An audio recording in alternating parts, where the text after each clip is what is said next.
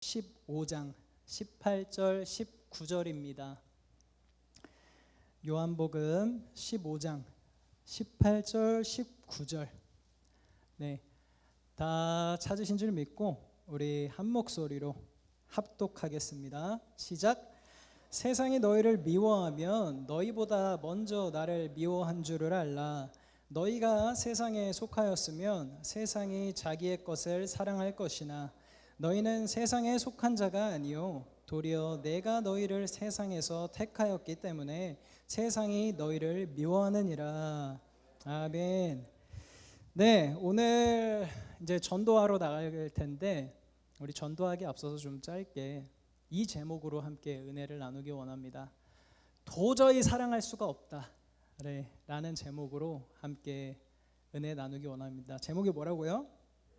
네, 도저히 사랑할 수 없습니다. 그렇습니다. 우리는 참 우리 가족도 그렇지만 내가 친하다고 생각하는 친구, 옆에 있는 이웃, 심지어는 우리 교회 지금 함께 예배드리는 이 옆에 있는 성도들도 이 나의 힘으로는 도저히 사랑을 할 수 없음을 이 시간 고백하는 저와 여러분 되길 주님의 이름으로 축복합니다. 네, 참 그런 것 같아요. 세상 속의 모임에 그리스도인이 끼어들면 어떻습니까, 여러분? 뭐 그리스도인이라고 하니까 우리잖아요, 사실.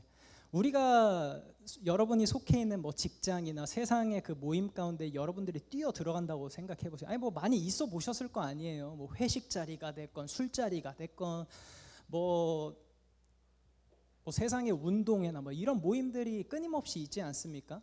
그런 모임들이 여러분들이 끼어 들어갔을 때 그 느낌이 어때요? 불편해요? 우리가 불편한 것도 있지만 반대로 한번 생각해 보세요. 다 술 먹고 즐기고 먹자 부어라 하고 있는데 우리는 믿음 지키겠다고 안 먹고 우리는 음료수 마시고 그 사람들 막 신나서 얘기하는 소리에 취해가지고 인생 막 나누고 있는데 우리는 그냥 거기에 공감은 사실 못 해주면서 공감해주는 척 하고 있고 그 사람들 입장에서는 얼마나 우리가 불편하겠어요. 당연히 우리도 그 가운데 껴있는 게 불편하겠지만 그렇지 않습니까? 그러니까 죄악된 세상 가운데 죄의 길을 벗어난 그 사람들 속에 그 죄의 길에서 제가 뭐라 그랬죠 방금? 네, 죄악된 세상 가운데 죄의 길에서 벗어난 우리가 그 죄의 길 가운데 있는 사람들 가운데 나아가면 굉장히 불편할 거라는 거예요. 그래서 세상 사람들은 우리의 존재 자체로도 불편해합니다. 우리 입장에서는 믿지 않는 사람들에게 불편하겠지만, 그러니까 우리가 메시지를 전하지 않아도 나 예수 그리스도의 자녀야라고 말하지 않아도 그냥 우리가 하는 행위만 보면 그 세상 사람들의 입장에서는 이미 불편하다라는 거예요. 그렇죠?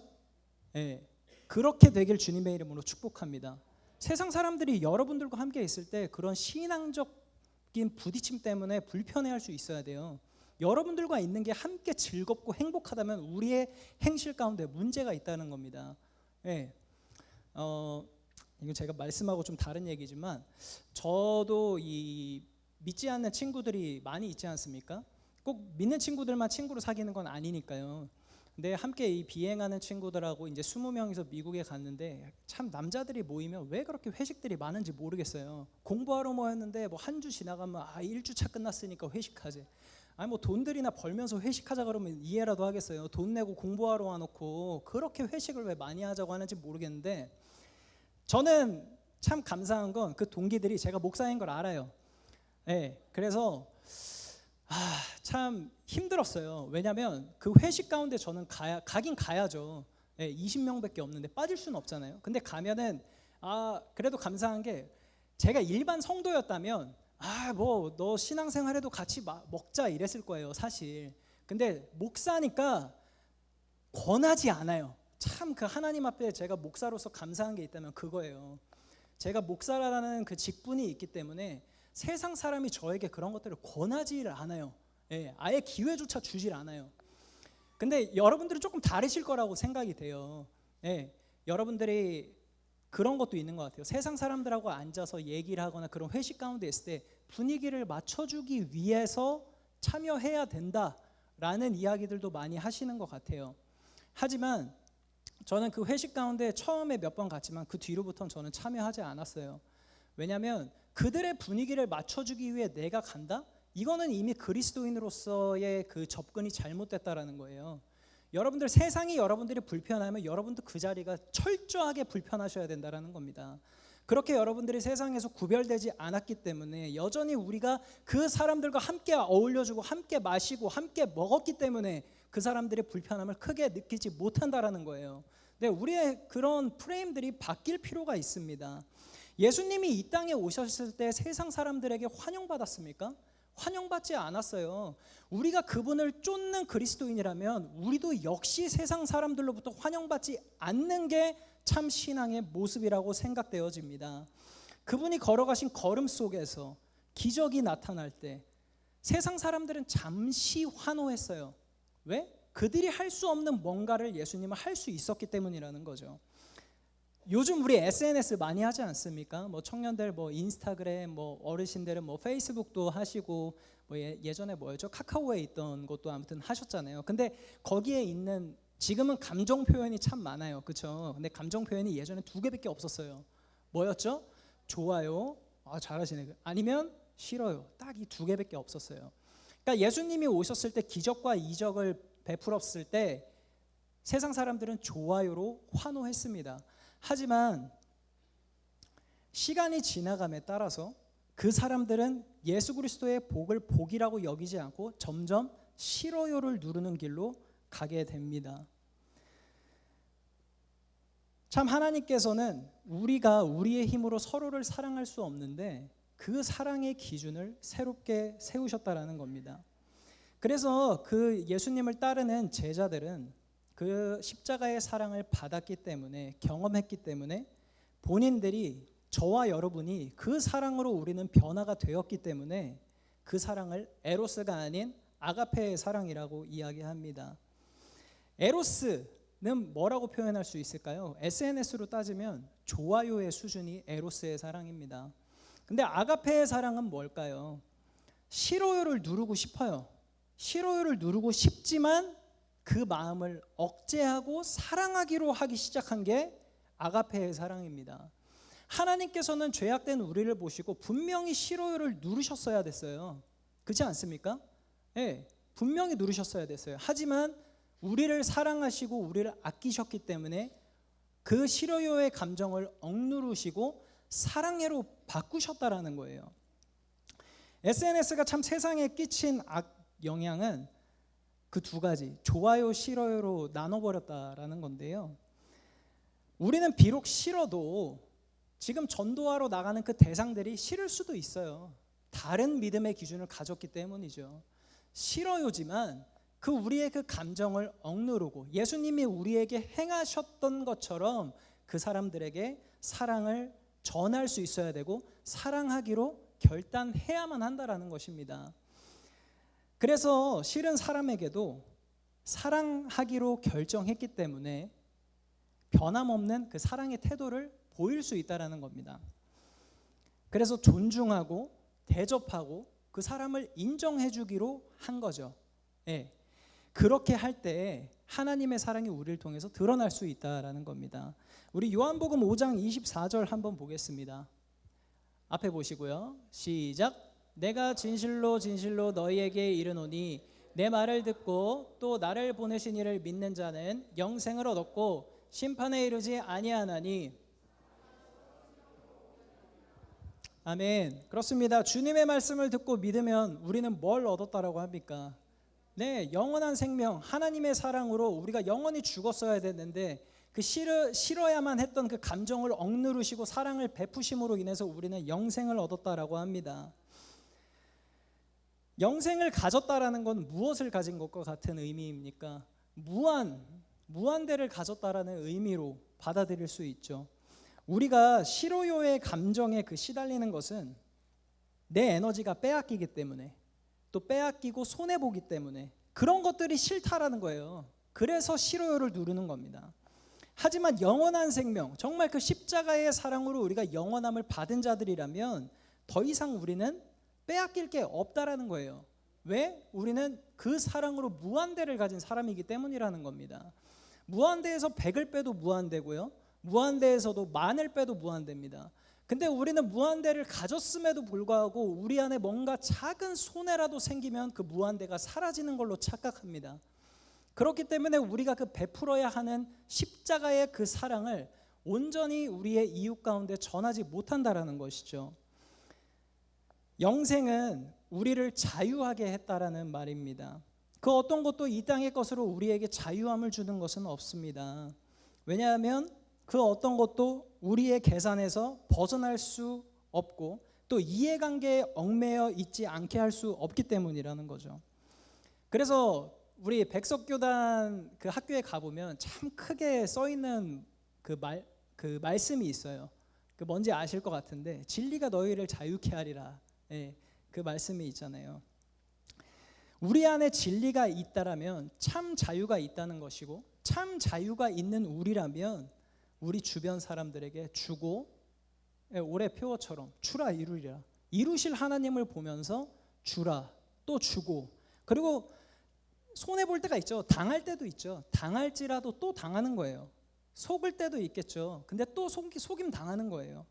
손해볼 수도 있겠죠. 근데 계속해서 손해보는 겁니다. 그게 바로 우리가 십자가의 사랑으로 내 주변 이웃을 사랑하기로 결정한 사람의 모습이라는 거예요. 그러한 모습이 있을 때 우리가 그 사랑으로 세상을 바꿀 수 있다는 거예요.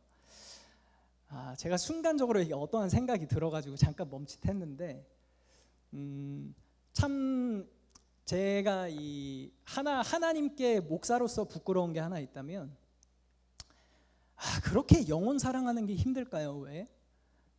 네, 저는 항상 그게 제 안에 숙제 같은 거예요.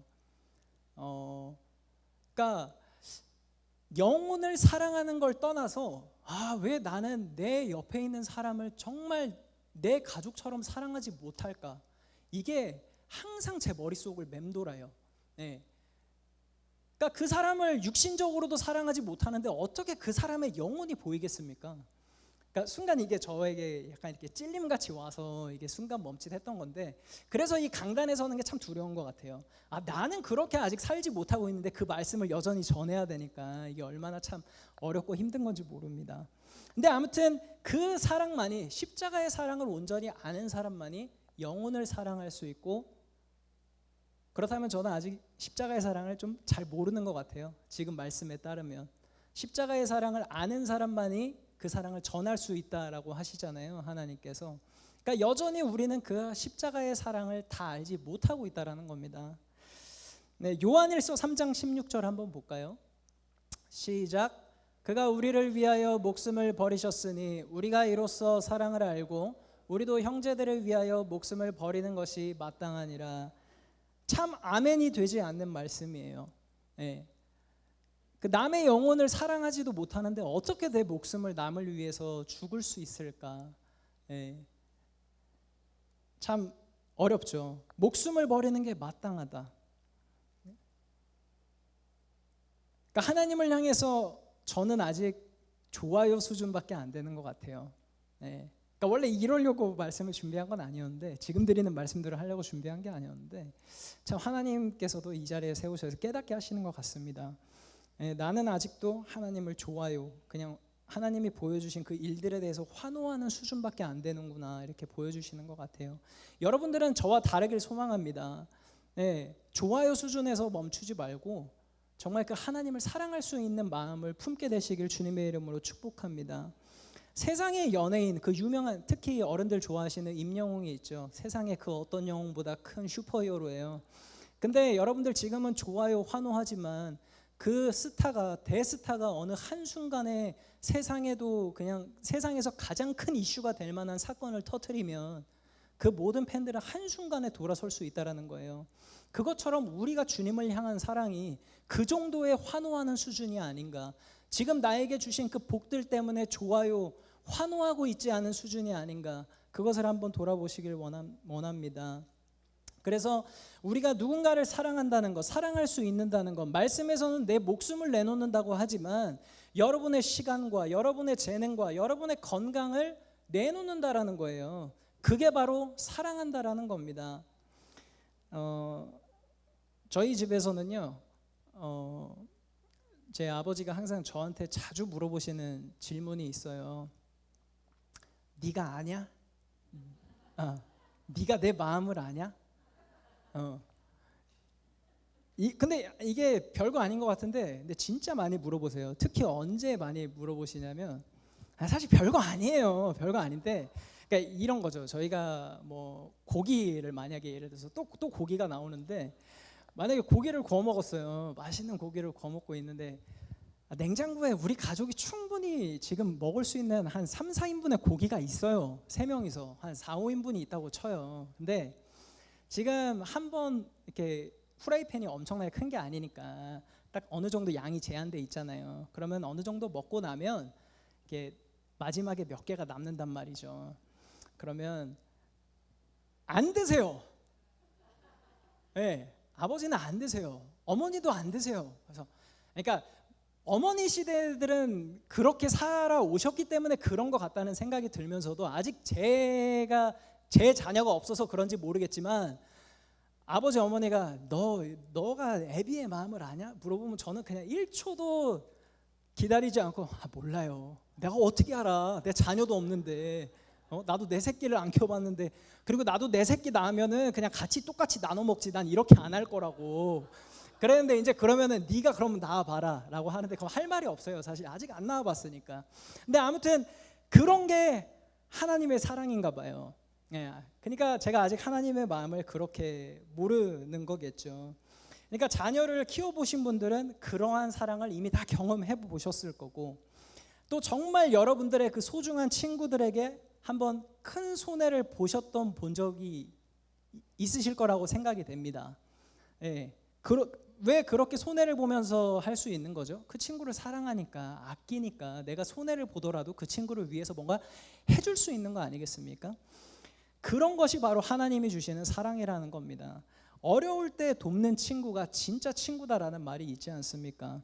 보통 여러분들이 어려운 상황에 계셔 보세요. 여러분들의 주변 사람들이 남아 있을까요? 아니요, 남아 있지 않을 거라고 생각이 돼요. 여러분들이 뭔가 여러분들을 통해서 뭔가 받을 물질이 있을 것 같고 도움이 있을 것 같으니까 그 친구들이 사실 있는 게 더 많이 있을 거라고 여겨져요. 근데 하나님의 사랑은 그게 아니라는 겁니다. 우리가 어떤 상황에 있을지라도 여전히 그분은 우리와 함께하여 주시고, 부어주시고 축복해 주시고 끝까지 사랑해 주신다라는 겁니다. 우리가 어려움 가운데 있을 때 하나님이 계셔서 그 사랑을 검증해 주시는 것처럼 우리가 그 받은 예수 그리스도의 사랑이 있다면 여러분 주변의 어려운 사람들에게 그 사랑을 조금이라도 베풀면서 나아가는 믿음이 될 필요가 있다라는 겁니다. 그래서 우리는 좋아요만 누르는 사람에서 멈추는 믿음이 되지 않기 원합니다. 세상이 싫을 수 있어요. 여러분 주변에 있는 뭐 가족이 될 수도 있고요, 아니면은 친구가 될 수 있고요, 싫을 수 있습니다. 하지만 하나님의 사랑을 우리가 정말 알고 있다면 그 싫어하는 감정을 억누르고 주님께서 우리를 죽음에서 건져주신 것처럼 그 은혜를 우리가 알고 그 사람들을 사랑할 수 있는 모습으로 나아가야 한다라는 겁니다. 그래서 미움에서 우리가 사랑으로 옮겨졌음을 기억하고 우리 주변 사랑을 사랑하고 섬기며 나아가는 저와 여러분 되길 주님의 이름으로 축복합니다.